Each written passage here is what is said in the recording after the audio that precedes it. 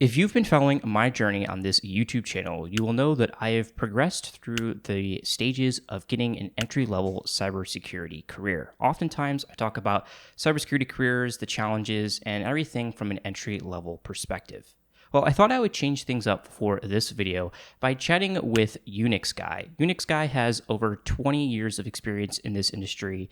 He's learned a lot, and I thought that it would be insightful to bring on somebody who can provide a little bit more experience for this perspective of getting an entry-level cybersecurity job. So recently, UnixGuy and I sat down and talked about entry-level cybersecurity careers and careers in general for security and the challenges that we face in this industry. So go make sure to check out UnixGuy's channel. All right, so transitioning to the conversation here, I think this is insightful and really brings a different perspective when it comes to entry-level cybersecurity careers. So from your experience with interviewing applicants, specifically on an entry-level perspective, what do you see for students in terms of what they should learn for cybersecurity? It's a big field, there's a lot of domains. So what are the core skills that you would recommend for students to learn? Yeah, man, that's a really good question. I think what I really recommend students and entry-level cybersecurity applicants is to let go of the idea that HR have these evil filters and they put certain keywords, and if you don't match that keyword, then you won't get hired. Some job postings will have some certification requirements, but those are more often than not are just a wish list. So we don't actually want you to have a CISSP. It's just probably pasted from an old job posting, or it's just more of a wish list. So instead of thinking keywords and meeting the keywords to trick the evil HR person, I think I want them to think in terms of skill and practical skills. So as far as foundational skills for cybersecurity, you need to start from the beginning. So you need to do entry-level cybersecurity certifications. You need to practice everything that you learn, whether it's on the security analyst side or whether it's on the ethical hacking side, whatever it is, you need to start from the beginning and take it one step at a time. And don't think that you need to make a certain keyword on you, or you need to trick the hiring manager, or you need to, weasel your way into a job by having this one keyword in your CV. Things don't really work that way in the real world. So Grant, from your perspective, what advice would you give to someone who's trying to land their first cybersecurity job today? So in 2023, what's your advice and what's the best thing to do so they can land their first cybersecurity job in the fastest and cheapest way possible? Yeah, absolutely. So, I've been in the position where I'm an individual who has looked for entry-level cybersecurity jobs, and the standard advice that I always give students is to start with the fundamentals. So typically that's going to be start with the fundamentals of IT, networking, programming, and move from there. I think that there's often this temptation to get straight into red team exercises or labs, and there's nothing wrong with that inherently, but I do think that one of the gaps that I see among my coworkers that I have worked with or students is that they jump into these scenarios, but they don't really know what like a MAC address is, for example, and I'm just pulling something as an example. But so I do think that focusing on the fundamentals is really important. And then second is to just simply be curious.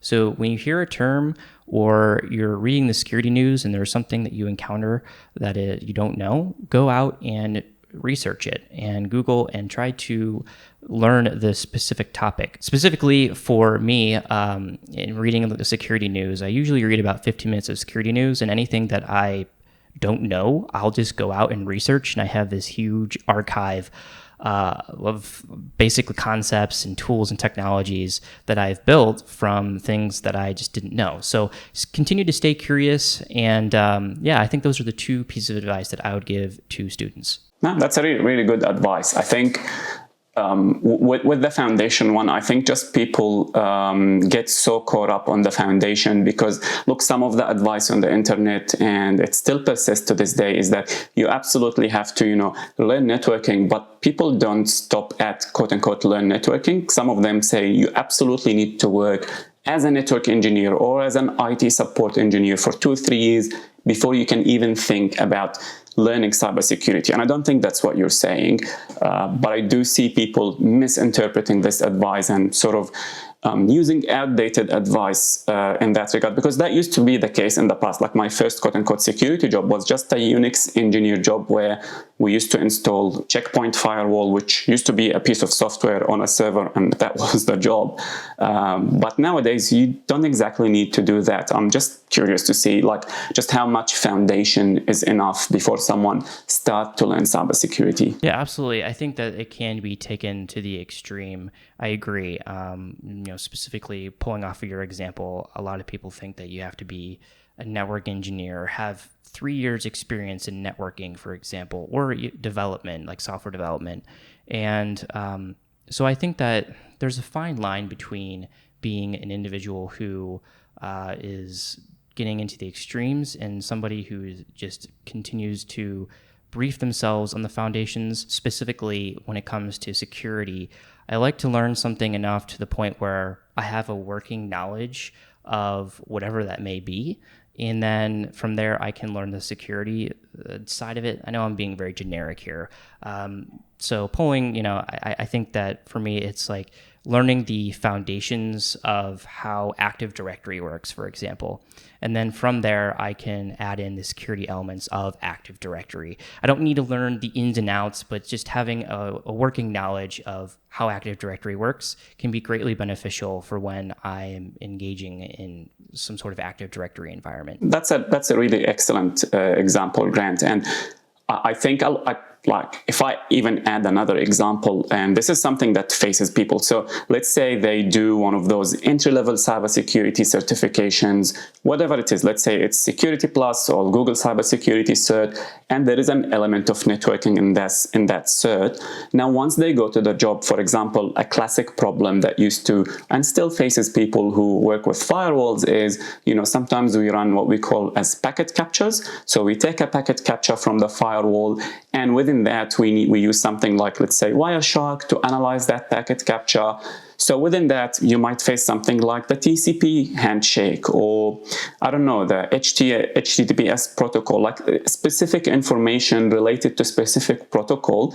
And I think this is where some people absolutely freak out. They're like, oh my God, I can't remember what a TCP handshake is, or I can't remember all the specifics about HTTPS. Therefore, I don't have enough networking background. I must quit and work as a network engineer. And I'll use your advice is actually treated like, treated with a curiosity mindset. So, all right, this is an opportunity to go Google what TCP handshake is and Google more examples. And now once you've seen the packet capture, this way you will never forget it. So I think there is a fine line between being super 100% prepared for any possible scenario that will ever face you in the next 10 years, or, knowing enough where, you can start and then you can build out as you go.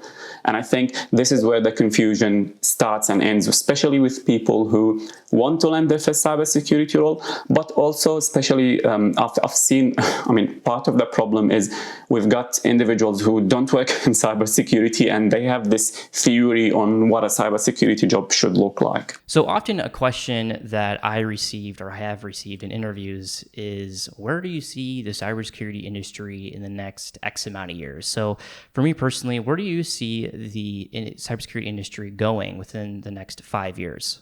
Yeah, man, it's interesting that people ask you this question in interviews, because if they asked you this, I would just ask it back to the interviewer, because look, the truth is nobody knows. And if someone tells you they know exactly what will happen in the next 5 years in cybersecurity, they're just an arrogant liar, because things change quickly. For example, AI and machine learning, these are not new concepts.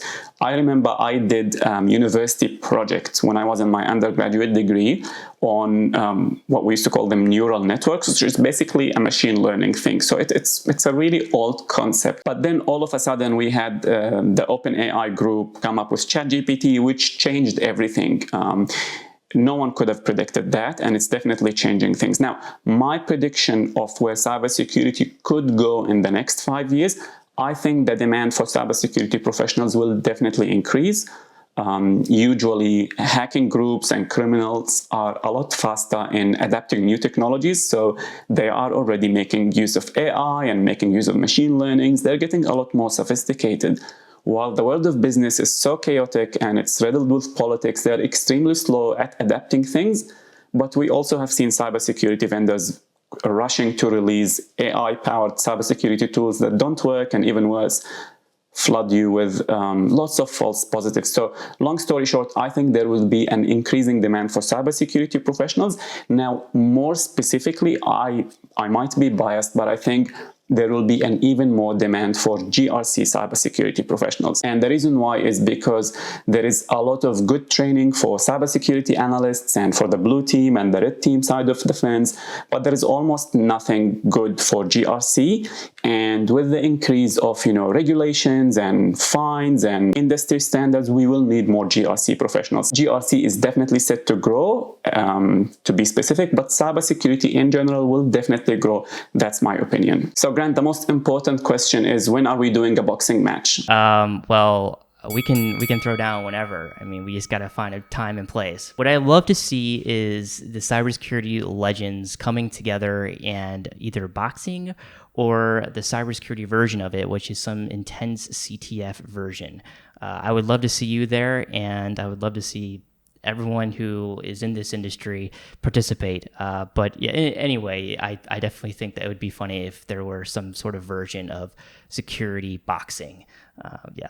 That will definitely be fun. I'm really keen on people, and as you've put them, cyber legends, to just get together and collaborate more. I think it's a lot more fun. I will definitely lose in any CTFs or any boxing match. I'm absolutely hopeless in these things, but I've got more skills. So maybe we can do I don't know, a rap battle or a dance battle, whatever you guys want. Yeah, I agree. I would suck at boxing, and I would be the last in the CTF competition, but it would be fun just to get together and continue to collaborate.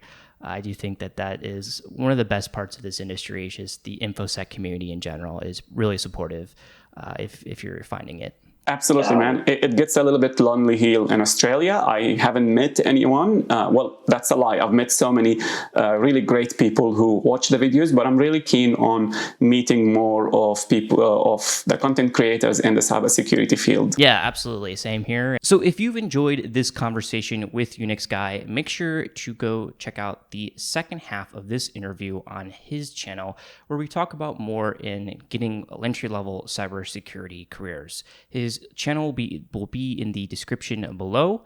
And well, yeah, I guess until the next time, have a good day. Hopefully this video has been insightful.